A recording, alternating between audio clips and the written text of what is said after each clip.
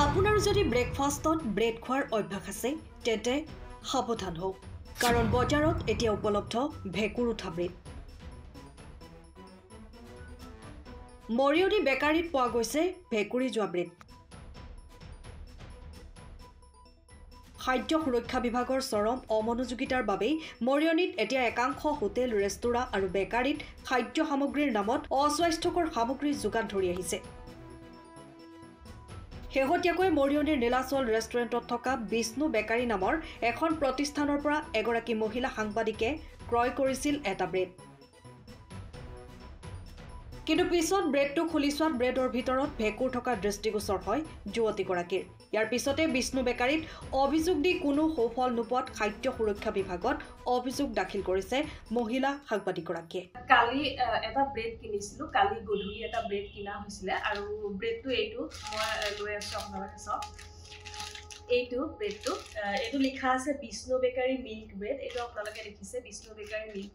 bread কালি 13 তাৰিখ আছিল 13 নৱেম্বৰ 2024 কালি ব্ৰেডটো কিনা হৈছিল আৰু গধূলি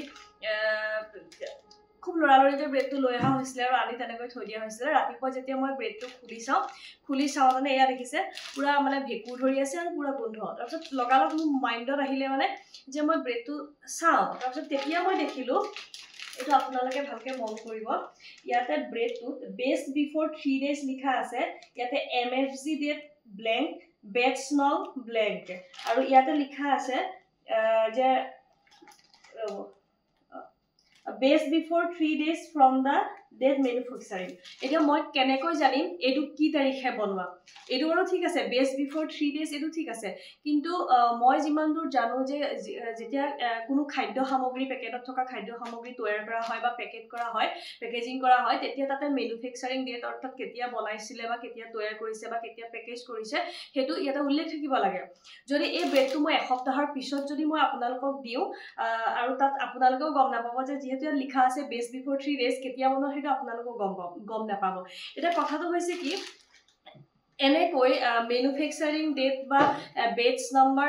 নিদিয়াকৈ এনেকৈ এটা খাদ্য সামগ্ৰী বিক্ৰী কৰি জনসাধাৰণক ঠগোৱাটো আসলতে কিমান দূৰ মানে গ্ৰহণযোগ্য হয় এইটো আপোনালোকে বিচাৰ কৰিব আৰু যেটো ইয়াত এটা বিভাগ আছে নহয় জানো খাদ্য সুৰক্ষা নিয়ন্ত্ৰণ বোৰ্ড বা এনেকুৱা ধৰণৰ যি বিভাগ আছে বিভাগীয় কৰ্তৃপক্ষই আসলতে কি কৰি থাকে কাৰণ এইটো সকলোৱে জানে এইটো বিষ্ণু বেকাৰী ইয়াত লিখা আছে ইয়াতে বিষ্ণু বেকাৰী আৰু মোৰ দৰে হয়তো সকলো জনসাধাৰণ সজাগ নহবও পাৰে এতিয়া যদি কোনোবাই এনেকৈ কোনোবা দোকানীয়ে তেওঁলোকৰ পৰা ধৰক ৰাখি লৈছে ব্ৰেডটো ৰাখি লৈছে আৰু তেওঁলোকো হয়তো চোৱা নাই বা গম পোৱা নাই সকলোৱে নাজানে যিদৰে কালি আমি ব্ৰেডটো লৈ আহিলো একো নুচুৱাকৈ আজি ৰাতিপুৱা চাইছো গতিকে সকলোৱে এনেকৈ সজাগ নহবও পাৰে গতিকে জনসাধাৰণৰ জীৱনক লৈ হেতালি খেলাৰ অধিকাৰ আসলতে এই মানে কোম্পানীটোৱে ক'ত পালে এটা আপোনালোকক মই দেখাই দিছো এখন বেকাৰী হয় মই ঘৰলৈ অনা ইয়াতে সব এই বেকাৰীখনৰ পৰা আমি বস্তু আনো ইয়াত ধুনিয়াকে লিখা আছে সব বেটছ নং লিখা আছে ডেট অফ মেনুফেকচাৰিং লিখা আছে গতিকে এই বস্তুটো ইয়াত নাই কিন্তু এই বিষ্ণু বেকাৰীত এটো নাই এয়া সব বেষ্ট বিফৰ 3 ডেজ এটো লিখিছে কিন্তু মেনুফেকচাৰিং ডেট একো নাই বেটছ নং একো নাই গতিকে এটো আমি কেনেকৈ গম পাম যে এটো কেতিয়া বনোৱা গতে মূল অভিযোগটো এটোৱে হৈছে যে এটো জুনেই বিক্ৰী নকৰক বা জুনেই লেখক জুনেই নিকিনক মূল অভিযোগটো হৈছে কিহৰ কাৰণে ইয়াত মেনুফেকচাৰিং ডেট আৰু বেটছ নাম্বাৰটো কিয় উল্লেখ নাই এনেকুৱা কিবা নিয়ম আছে নেকি মই সুধিব বিচাৰিছো আৰু কাৰ আশীৰ্বাদত আসলতে এওঁলোকৰ এনেকুৱা মানে মই মতালি মৰিয়নিত চলি আছে এওঁলোকে ইমান সাহস কৰ পৰা পাইছে আসলতে এটো বহুত ডাঙৰ কথা এই সাহসটো আসলতে তেওঁলোকক কোনে দিছে সময়ৰ খবৰ সময়ত পাবলৈ ফলো কৰক টাইম অফ আছাম